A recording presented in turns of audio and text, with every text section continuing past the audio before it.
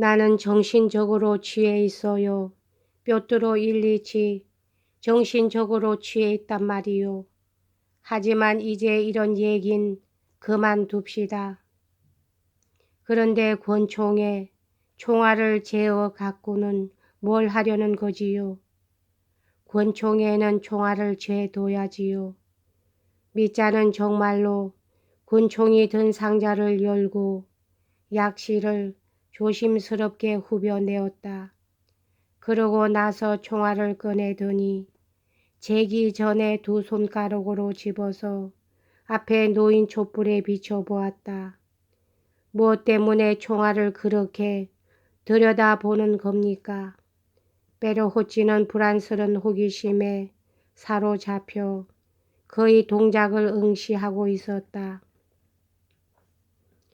그저 뭘 좀 생각하고 있을 뿐이요. 어떠소? 만일 당신이 이 총알을 자기 골통 속에 쏘아 넣기로 작정했다면 권총을 잴 때 그 총알을 보겠소 안 보겠소? 그건 무엇 때문에 봅니까? 자기 골통 속에 뚫고 들어갈 총알이 어떻게 생겼나 살펴보는 것도 흥미있는 일이 아닙니까? 그렇지만 모두 쓸데없는 얘기죠. 그저 잠깐 머리에 떠오른 쓸데없는 얘기예요. 자, 이젠 끝났소. 그는 탄환을 재더니 마포 조각으로 마개를 하고 나서 이렇게 덧붙였다. 뾰트로 일리치 우스꽝스런 얘기예요. 모든 것이 부질없는 얘기죠. 이것이 얼마나 부질없는 얘기인지 당신은 아마 모를 거요. 그건 그렇고 종이 조각이나 좀 주시오. 여기 있습니다. 아니 깨끗하고 흰 글로 좀 주시오. 글을 쓸 테니까. 아, 이게 좋겠군. 밑자는 테이블에서 펜을 집어들고 뭔가 두어 줄 흘려 쓰더니 종이를 네모로 접어서 조끼 호주머니에 쑤셔 넣었다. 권총 두 자루는 상자에 넣고 자물쇠를 채운 후 그것을 손에 들었다. 그러고 나서 베르호진을 바라보며 희죽 웃어 보였다. 자, 이젠 가볼까 하고 그는 말했다. 어디로 가십니까? 아니 잠깐만. 혹시 당신은 그 총알을 자기 골통 속에 쏘아 넣으려는 것은 아닙니까?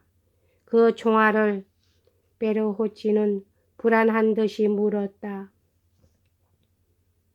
총알을 쏘다니 천만에. 나는 살고 싶소. 나는 삶을 사랑해요. 이걸 믿어주시오. 나는 금발의 아폴로와 그 따스한 빛을 사랑한단 말이요.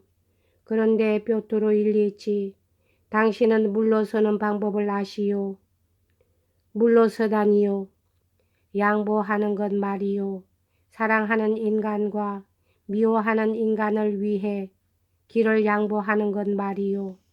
그래서 죽이고 싶도록 미운 인간도 사랑스럽게 여겨지도록 하는 것.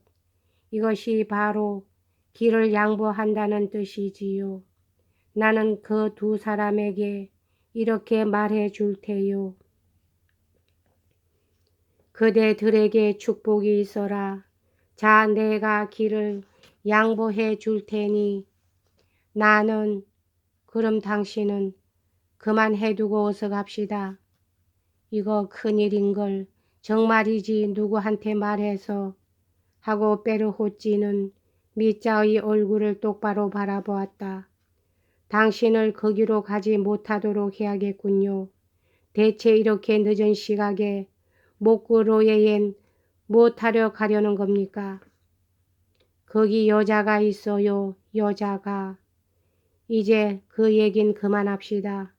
뾰트로 일리치, 당신하고는 더 이상 말하고 싶지 않아요. 그러지 말고 내 말 좀 들어보세요. 당신은 그렇게 야성적인 인간이지만 나는 어쩐지 당신이 늘 좋았어요. 그래서 지금 그렇게 걱정을 하는 겁니다. 고맙소. 당신 말대로 나는 야성적인 인간이요. 야만인이란 말이요. 이것 하나만은 단언할 수 있소. 나는 야만인이다. 라고. 옳지 미샤가 돌아왔군. 깜빡 저의 일을 잊고 있었군 그래. 잔돈으로 바꾼 돈뭉치를 손에 들고 미샤가 헐레벌떡 뛰어 들어왔다. 그리고 지금 불렀더니 고픈의 상점에서는 야단 법석들이라고 보고했다. 술병이니 생선이니 차 등을 꺼내며 야단 법석이니까 곧 준비가 될 것입니다. 미자는 10루블리 지폐 2장을 꺼내서 한 장은 베르호진에게 다른 한 장은 미샤에게 주었다. 그건 안 됩니다. 하고 베르호진은 소리쳤다. 내 집에서 그런 짓을 하시면 곤란합니다. 나쁜 버릇을 길러주게 되니까요. 그 돈을 그냥 넣어두세요.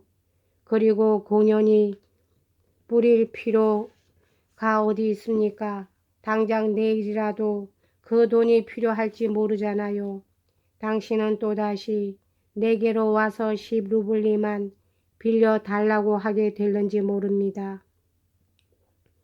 그런데 어째서 당신은 돈을 옆 주머니에만 쑤셔 넣는 겁니까?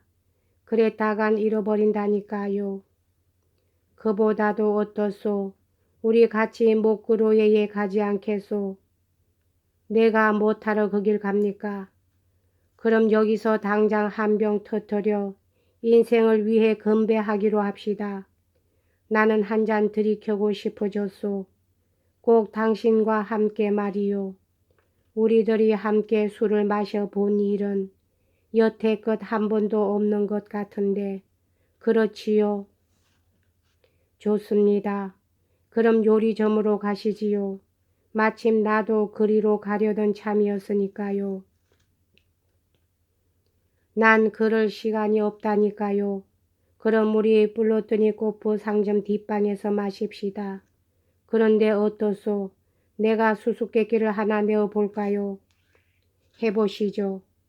미자는 조끼 호주머니에서 조금 전의 그 종이 쪽지를 꺼내 드니 그것을 펼쳐서 보여주었다. 거기에는 크고도 분명한 글자로 다음과 같이 쓰여 있었다.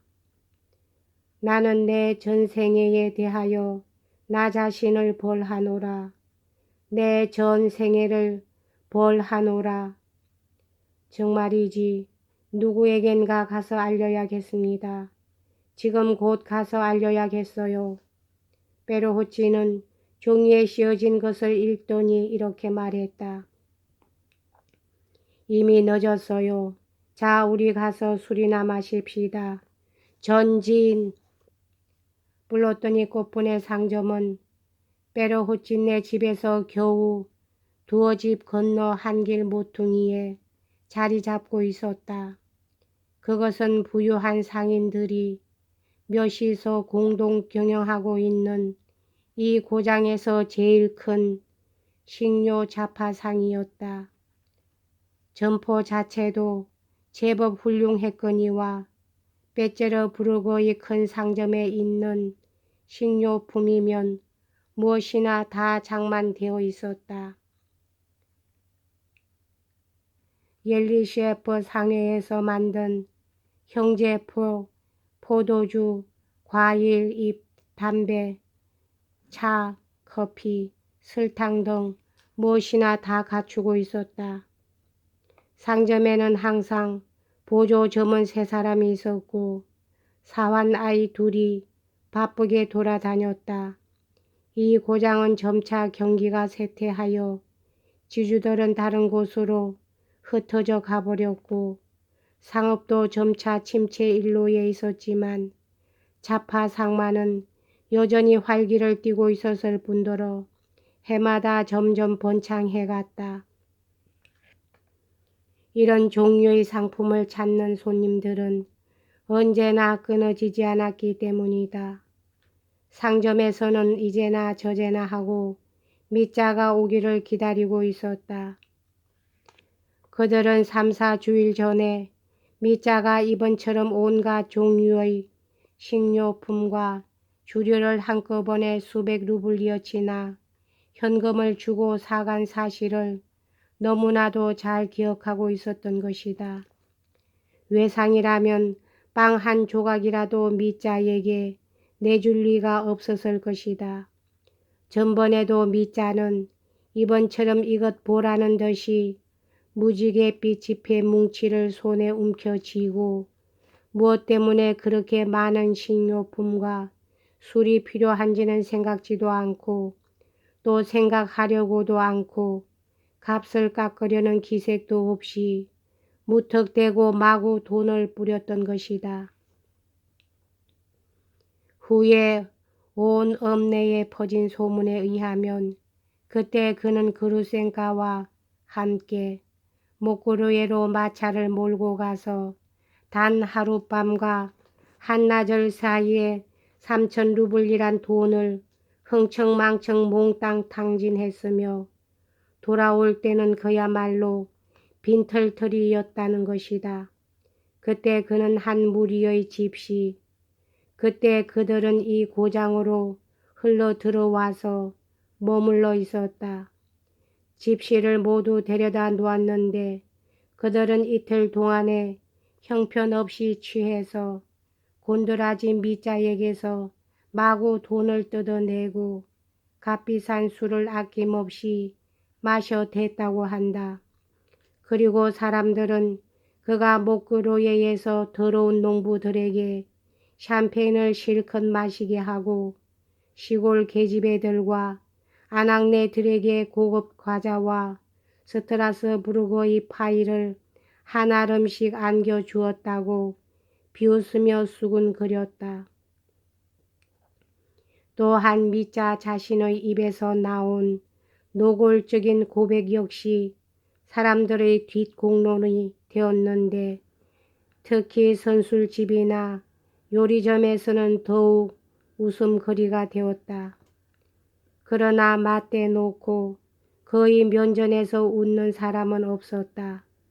그의 앞에서 맞대놓고 웃는다는 건 약간 위험한 일이었기 때문이다. 그 고백이란 다름이 아니라 이렇게까지 무모한 탈선을 저지르고 얻은 것이란 그루센카의 발에 키스를 한 것뿐 그 밖에는 아무것도 허락받지 못했다는 것이다. 여기까지 하겠습니다.